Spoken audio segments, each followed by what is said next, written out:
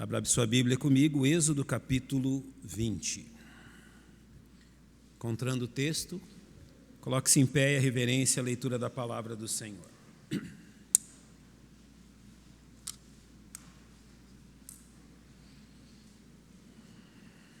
Eu vou ler apenas o verso 16. Êxodo capítulo 20, verso 16, e depois da oração, com os irmãos ainda em pé, vou orar. Não dirás falso testemunho contra o teu próximo. Senhor, nós temos Tua palavra aberta diante de nossos olhos e reconhecemos a necessidade que também o nosso coração e a nossa mente estejam dispostos a ouvir a instrução da Tua verdade.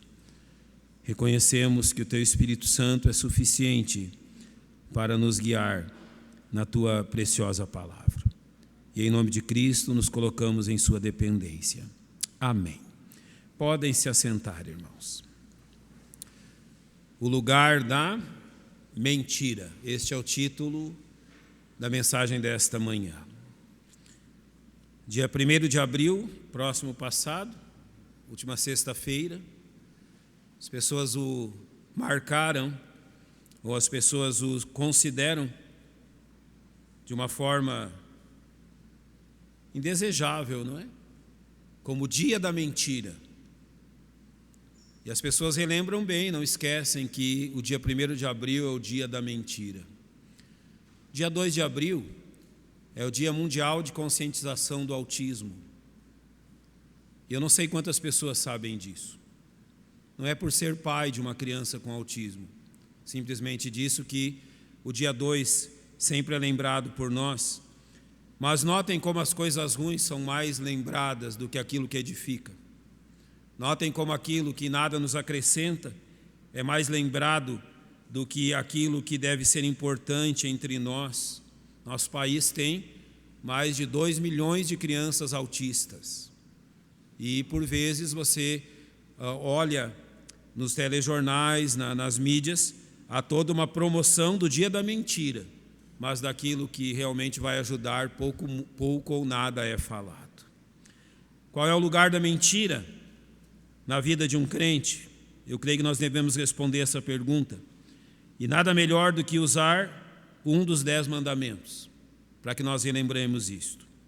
Eu vou lhes dar uma introdução a respeito dos mandamentos e depois vou aplicá-la particularmente ao 9º mandamento. Quando você toma os 10 mandamentos, você os percebe como uma lei de Deus à nação de Israel. E os 10 mandamentos foram dados especificamente à nação de Israel. Israel é a nação a quem eles foram destinados, a nenhuma outra nação. Apesar disso, o que você observa é que 9 dos 10 mandamentos são repetidos dentro do Novo Testamento. Menos a questão do sábado, específica à nação de Israel, os outros 9 mandamentos são repetidos dentro do ensino do Novo Testamento. Quando você os observa em conjunto, você percebe como Deus se revela através dos 10 mandamentos. E como o ensino dos 10 mandamentos, ele transcende então em seu caráter a nação de Israel, em seu espírito a nação de Israel, e atinge também a nós, ou seja, a questões dentro dos 10 mandamentos que também dizem respeito a nós crentes em Jesus Cristo. Quando você observa os 4 primeiros mandamentos, e você pode manter a sua Bíblia aberta em Êxodo capítulo 20, o Senhor vai começar pela principal das verdades: não terás outros deuses diante de mim. Notem que todos os grandes ensinamentos da Bíblia sempre começam por nos lembrar, e nós vimos isso na escola dominical hoje, em Gênesis 1:1, sempre os grandes ensinamentos da Bíblia começam a nos lembrar, e começam por quem? Por Deus. Sempre começará por Deus.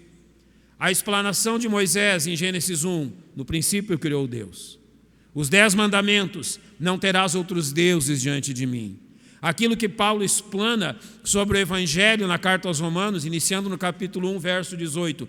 Porque a ira de Deus, tudo que nós sabemos e praticamos, precisa começar por Deus. Nunca começa por nós. Nunca começa pelo que nós pensamos, pelo que nós sentimos, pelo que nós desejamos. Essa é a grande regra bíblica. O conhecimento bíblico sempre começará por Deus. Se você está lendo a Bíblia, olhando para você, há algo errado. A leitura da Bíblia é uma leitura sobre Deus, falando daquilo que o nosso Deus é. Então, os primeiros 4 mandamentos dirão: não terás outros deuses diante de mim. A consequência dele: não farás imagem de escultura. Então isso também ordena que não se curvará diante delas e nem realmente a servirá. O terceiro dos mandamentos lembra que não deve se tomar o nome de Deus em vão. E o quarto dos mandamentos, que o sábado deve ser guardado e santificado.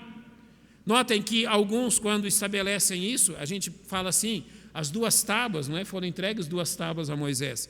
Então, a gente mais ou menos quer dividir as coisas em 2 tábuas. Uma destinada a Deus e outra destinada ao próximo. Então, quando você olha assim, a primeira tábua destinada a Deus nos lembra dessas 4 verdades. Mas a quinta delas, no verso 12, honra teu pai e a tua mãe, tanto pode ser colocada em relação ao próximo, como, creio eu que é a forma certa, deve ser reconhecida também no nosso relacionamento com Deus. Você honrará pai e mãe quando você reconhecer que Deus tem autoridade sobre você. Então, por isso que a Bíblia declara ser um pecado tão grave o desprezo ao pai e à mãe. Por isso que a Bíblia coloca realmente o desprezo, o maltratar o pai e a mãe como uma atitude tão grave por parte do ser humano. Mas eu quero observar hoje a segunda das tábuas, especificamente uma parte delas, e ela começa no verso 13 dizendo: não matarás, não adulterarás, não furtarás, não dirás falso testemunho, não cobiçarás. Irmãos, essas 5 ordens negativas, elas não estão aqui por acaso. Não é que Deus escolheu algumas coisas que podiam ser importantes e Ele as colocou na segunda das tábuas da lei. Não é que Deus fez um sorteio ou ao acaso escolheu algumas coisas que podem aí ser um pouquinho mais relevantes. Aquilo que a segunda tábua e esses 5 mandamentos revelam são as 5 coisas que mais destroem o ser humano. São os 5 pecados que mais causam males ao ser humano. São os 5 pecados que, revelados na atitude humana, são a causa da imensa maioria das mortes, dos desastres provocados, dos males, dos malefícios e todas, eu vou usar essa palavra que eu não gosto, as desgraças que ocorrem ao ser humano.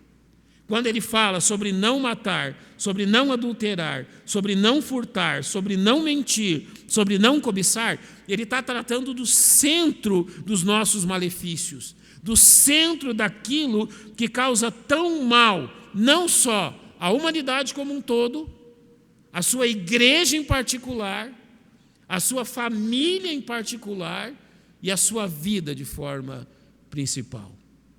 Então, quando nós tratamos dos 5 pecados da segunda tábua, nós não estamos tratando de qualquer coisa. Nós estamos tratando de algo que você deve ter muito cuidado. Nós estamos tratando de algo que potencialmente pode destruir a sua vida. Qualquer um desses 5 pecados, qualquer desobediência a uma dessas 5 questões, trará certamente malefícios à sua vida. Você pode pegar qualquer uma delas e elas serão prejudiciais, serão grandes males, não somente à sua vida, mas a você como um cristão, realmente ao seu testemunho. Qualquer um desses pecados trarão realmente vergonha ao nome do nosso grande Salvador. Hoje, eu gostaria de tratar especificamente deste 9º mandamento: não dirás falso testemunho contra o teu próximo, para a gente poder entender o que isso significa. Primeiro, o falso testemunho é uma inverdade, é um jeito bonitinho de dizer que é uma mentira, dita de forma solene em um tribunal, ou informalmente em público, ou quando você fala isso a uma pessoa. Então, o falso testemunho aqui citado, ele olha primeiro para aquelas questões legais e que tem grande influência no viver, quando você conta uma mentira diante de um tribunal, diante de um juiz, diante de um julgamento. Imagine uma mentira contada no julgamento Me imagine quantas mentiras contadas em julgamento já causaram males que não puderam ser minorados na vida das pessoas. Nós sabemos que ocorrem de pessoas serem presas por décadas com base em falsos testemunhos. Então Deus quer minorar isso. Ele quer dizer, olha, não hajam de uma forma injusta entre vocês, falando uma inverdade solenemente em um tribunal, mas ele também aplica isso demonstrando como informalmente o falso testemunho, o mentir a respeito de alguém é algo prejudicial quando feito em público ou quando feito em particular a uma pessoa. Quando você degrine a imagem de uma pessoa, quando você levanta um falso testemunho contra alguém, uma acusação que você não possa provar, ou qualquer coisa que venha realmente tornar aquela pessoa indesejável em meio às outras, Deus está dizendo, não façam isso, isso é um pecado grave. Você está destruindo aquela pessoa. Notem que os 5 mandamentos procuram evitar que nós destruamos ao nosso próximo. Que qualquer um desses 5 mandamentos da segunda tábua, ele procura evitar que nós os consumamos a nós mesmos através do pecado. Então, o intuito ao proibir o falso testemunho, a mentira, é permitir ou fazer com que, ou impedir, melhor, que pessoas sejam prejudicadas ou alguém tenha um proveito próprio mediante aquilo que não é verdade, mediante aquilo que é um fato mentiroso. Dito isto, é preciso que nós entendamos como a lei mosaica trata a questão do falso testemunho. Se você pode acompanhar comigo, Êxodo capítulo 23, os 3 primeiros versos, ele dirá assim: não admitirás falso boato, e não porás a tua mão com o ímpio, para seres testemunha falsa. Não seguirás a multidão para fazeres o mal, nem numa demanda falarás, tomando parte com a maioria para torcer o direito, nem ao pobre favorecerás na sua demanda. Notem quantas questões ele diz aqui. Primeiro, não admitam falso boato. Não admita que alguém levante uma calúnia que não pode ser provada contra alguém. Não participe com o ímpio nessas atividades para servir como uma testemunha falsa, como alguém que está levantando uma inverdade. Mas agora ele coloca essa prática dentro de algumas questões do nosso viver. Não seguirás a multidão para fazeres o mal. Olha, quantas vezes você já percebeu que pessoas foram linchadas ou até mesmo mortas quando apontadas como responsáveis por algo que elas não fizeram? Como é fácil inflamar uma multidão contra alguém. Como é fácil inflamar a multidão, até mesmo tire a vida de alguém, mediante uma acusação falsa. Então a Bíblia diz, você não vai seguir a multidão. Se estão acusando alguém, você estará ao lado daqueles que protegem a vida e o julgamento justo. Nem numa demanda falarás, tomando parte com a maioria para torcer o direito. Se todo mundo estiver numa demanda, todos, um grande número de pessoas, dizendo uma inverdade contra alguém ou contra algo, você não vai tomar parte disso. Você não vai andar com a maioria. Você vai andar ao lado da verdade. E ele acrescenta, nem ao pobre favorecerás na sua demanda. Olha, ele está errado, não é verdade, ele não merece, mas vamos tomar o lado dele, pobrezinho. Não. Um cristão anda ao lado da verdade. Não importa quando. Não importa o preço. E não importa a consequência. Servos de Cristo andam do lado da verdade sempre. Não há nenhuma exceção a isso. Em nenhum caso, o falso testemunho deve ser tolerado. Seja por temor ao ímpio, seja por temor à multidão, seja aparentemente para favorecer alguém. Em caso nenhum, um cristão um filho de Deus se coloca ao lado da mentira. Em Deuteronômio 19, a lei também não deixava brechas a fim de justificar o falso testemunho. Ele diz assim, quando se levantar testemunha falsa contra alguém, para testificar contra ele acerca de transgressão, então aqueles 2 homens que tiverem a demanda se apresentarão perante o Senhor, diante dos sacerdotes e dos juízes que houver naqueles dias. E os juízes inquirirão bem, E eis que, sendo a testemunha falsa, que testificou falsamente contra seu irmão, far-lhe-eis como cuidou fazer a seu irmão, e assim tirarás o mal do meio de ti, para que os que ficarem ouçam e temam, e nunca mais tornem a fazer tal mal no meio de ti. Então, além da inquirição pública, da apuração real dos fatos, a pena na lei para o falso testemunho incluía sofrer aquilo que se pretendia fazer contra o inocente. O seu falso testemunho visava tirar os bens de um inocente, serão tirados os teus bens. O teu falso testemunho visava que o inocente fosse castigado, você será castigado. O seu falso testemunho visava que o inocente fosse morto, você seria morto. Você está vendo como Deus não brinca com a mentira? Você está percebendo como Deus não aceita a mentira? Não aceita que nós falemos algo que não é verdade. E por isso o Provérbios 16 vai dizer assim: estas 6 coisas o Senhor odeia, e a 7ª sua alma abomina: olhos altivos, língua mentirosa, mãos que derramam sangue inocente, coração que maquina pensamentos perversos, pés que se apressam a correr para o mal. E agora anotem: a testemunha falsa que profere mentiras, e o que semeia contenda entre os irmãos. Deus odeia tais coisas, Deus reprova tais coisas. E o profeta Zacarias finalmente nos dirá: e nenhum de vós pense mal no seu coração contra o seu próximo, nem ameis o juramento falso, porque todas estas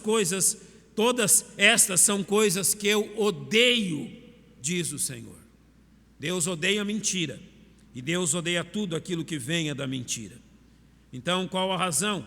Porque os filhos de Deus devem priorizar a verdade. Olha aquilo que Isaías 65:16 diz: assim, aquele que se bendizer na terra, se bendirá no Senhor, no Deus da verdade. Aquele que jurar na terra, jurará pelo Deus da verdade, porque já estão esquecidas as angústias passadas, estão escondidos dos meus olhos. Aquele que bendizer, bendirá no nome do Deus da verdade. Aquele que jurar, jurará no nome do Deus da verdade. Nós servimos a um Deus verdadeiro e a um Deus que ama a verdade. Você serve a Deus? Você serve ao Deus da verdade? Pois a verdade deve ser vista na sua vida sempre, deve pautar a sua vida. Agora eu quero aplicar como o 9º mandamento influencia a nossa ética cristã. Como o 9º mandamento nos atinge como crentes em Jesus Cristo.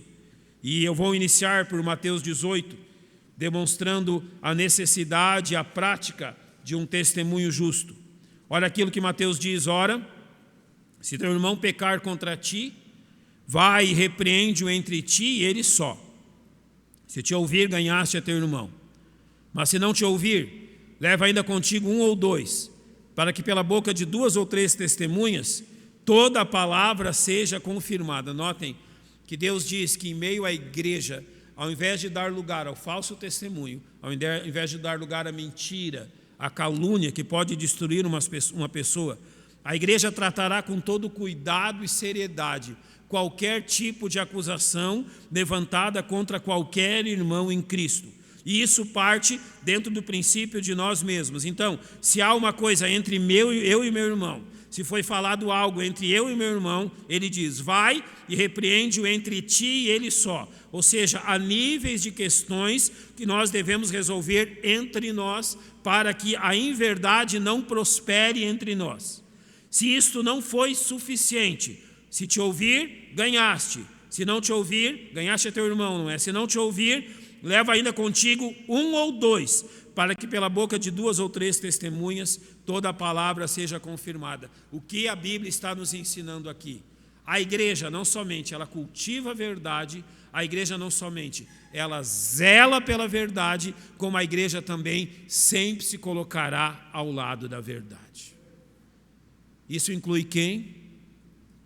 Todos nós. Irmãos, isto foi feito para criar uma segurança entre os filhos de Deus, entre a igreja de Cristo, que nenhum de nós, nenhum pastor, nenhum evangelista, nenhum diácono, nenhum líder, nenhum dos membros da igreja seja favorecido ou seja prejudicado por algo que não seja verdade.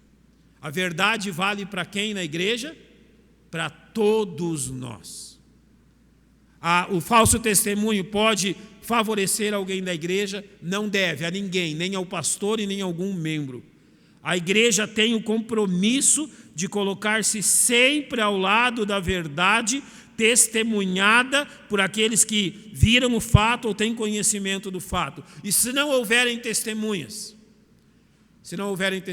a coisa pertence ao nosso Deus e não a nós.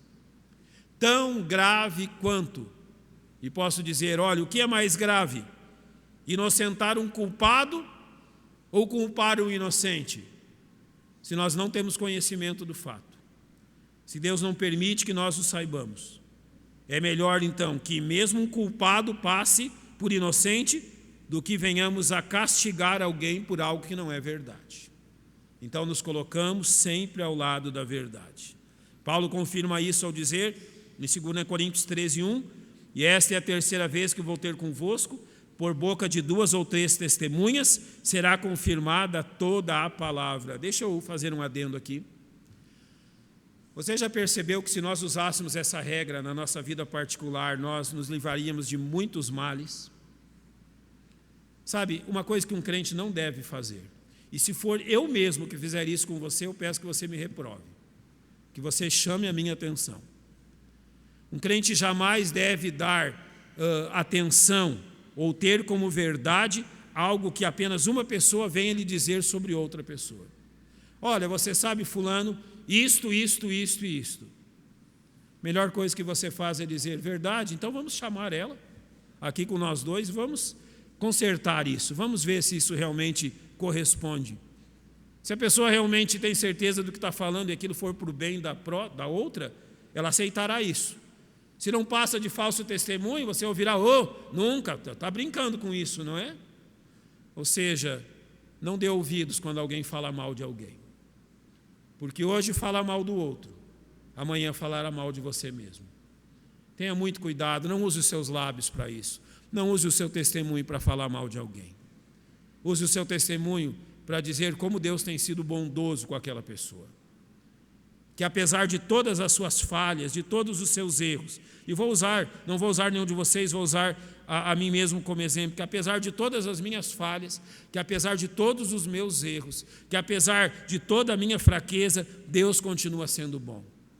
Leve realmente as pessoas a louvarem a Deus, porque mesmo sendo nós tão maus, Deus ainda nos ama e nos trata bem. É por isso que 1 Timóteo 5,19 diz: não aceites acusação contra o presbítero, contra o pastor, senão com 2 ou 3 testemunhas, ou seja, a regra vale para todos nós e precisa ser obedecida. Então, de forma prática, como isso se adequa ao nosso testemunho como cristãos? Nós lemos Efésios 4:25. Por isso deixai a mentira e falai a verdade cada um com o seu próximo, porque somos membros uns dos outros. Ou seja, é uma prática daqueles que nasceram de novo, deixar a mentira, não praticar a mentira e falar unicamente a verdade para com o seu próximo. Como que nós podemos, e eu vou usar aqui 2 questões. Primeira, como que um cristão pode pecar contra isso, contra o novo mandamento, com base contra esse mandamento, o 9º mandamento, com base em Efésios 4:25. Eu vou lhes dar 4 formas que também são aplicações da mentira e que devem ser evitadas por nós. Primeiro, evite todo tipo de declaração falsa. Tudo aquilo que não corresponder à verdade, não saia dos seus lábios. Mas evite também todo tipo de meias verdades. O que é uma meia verdade? É simplesmente uma mentira contada de outro jeito. Jamais compartilhe com meias verdades. Eu falei isso, mas era meia verdade. Se é meia verdade, não é a verdade. Sabe o que é mentira? Mentira é aquilo que mais se parece com a verdade sem ser a verdade. É isso que é mentira. Tem todas as características de verdade, se parece com a verdade, de vez em quando tem nome de verdade, mas não é verdade. Então, é uma meia verdade, como dizemos, a reconheça como mentira. Em terceiro, a linguagem exagerada também é mentira. Quanta gente pode ser enganada pela linguagem exagerada? Desde aquela brincadeira, tal lugar é longe? Não, é logo ali. Rapaz, eu já andei tanta quadra, tanta légua, para o caboclo me dizer é logo ali. Quando foi morar no norte do país, fazia visita nas veredas, na mata, naqueles lugares ermos, às vezes uma estrada que só passava boi. Onde é que mora fulano? Logo ali. É desagradável quando a gente vê enganado desse jeito. Irmãos, a linguagem exagerada, brincalhona, também é mentira. O crente é sério nas suas palavras. Que as pessoas saibam quando estamos brincando e quando as pessoas saibam quando estamos realmente falando a verdade com elas em seriedade. Isso se inclui também a verdades que iludem. Não, vai fazer tal coisa? É muito fácil. Não brinque com as pessoas. Não tem nada muito fácil, gente. Tudo gera esforço e trabalho. Não, faça isso, é muito simples. Seja realista com as pessoas. Trabalhe com a verdade. Para terminarmos, como devemos agir de forma a não pecar contra o 9º mandamento quanto ao falso testemunho? Aplique 3 regras. Todas as coisas que você ouvir, pergunte a si próprio: isso é verdade? Isso é real? Isso realmente corresponde à verdade? Você ouviu algo sobre alguém? Pergunte a si mesmo: é necessário que eu comente com alguém a respeito do que eu ouvi? Fulano veio para mim e disse isso sobre alguém. É necessário que eu comente com alguém isso? É necessário que eu passe adiante isso que eu ouvi? Você não pode impedir que chegue aos seus ouvidos, mas você pode impedir que seja disseminado pelos seus lábios. Você não pode ouvir que alguém incauto venha e lhe fale, mas você pode fazer com que tudo isso termine ali, não levando adiante. Pergunte ainda: falar com a pessoa envolvida em um falso testemunho, ou que você pensa ser um falso testemunho, é um ato amoroso? Nem sempre é amoroso chegar para as pessoas e dizerem: olha, você nem imagina o que eu ouvi de você. Você acha que é amoroso chegar a alguém e dizer: olha, alguém falou comigo? A gente daí não diz o nome, não é? Olha, alguém chegou. Esse alguém é sempre uma pessoa sem nome. Alguém chegou para mim e disse sobre você isto. Pessoas mais sensíveis vão ficar noites sem dormir por causa disso. Gente que já tem preocupação suficiente vai se preocupar o dia inteiro porque você transmitiu algo que você nem sabe se é verdade. A melhor coisa quando ouvimos algo sobre alguém é orar a Deus por ela. Você ouviu algo sobre alguém? Coloque lá simplesmente o nome dela na sua lista de oração e interceda por ela. Não leve adiante, não dissemine um falso testemunho, mas haja amorosamente orando por tal pessoa. Eu quero terminar dizendo: quem é o pai da mentira? O diabo, certo? Qual é o lugar da mentira? Nos lábios do diabo, não nos lábios do Filho de Deus. O lugar da mentira é no diabo, nos lábios dele e de todos aqueles que seguem ao diabo. Esse é o lugar da mentira. Nos lábios do Filho de Deus, as palavras que edificam, que confortam, que encorajam, que demonstram amor. Como filhos novamente nascidos, regenerados pelo nosso Deus, nós devemos realmente praticar aquilo que Efésios 4:25 também nos ensinou. Que Efésios 4:25 coloca diante de nós qual é a nossa prática, qual é o lugar da mentira na vida de um cristão, fora dele. Por isso deixai a mentira e falai a verdade, cada um com o seu próximo, porque somos membros uns dos outros. Que esta verdade fale profundamente ao seu coração. Nosso Deus e nosso Pai, exaltamos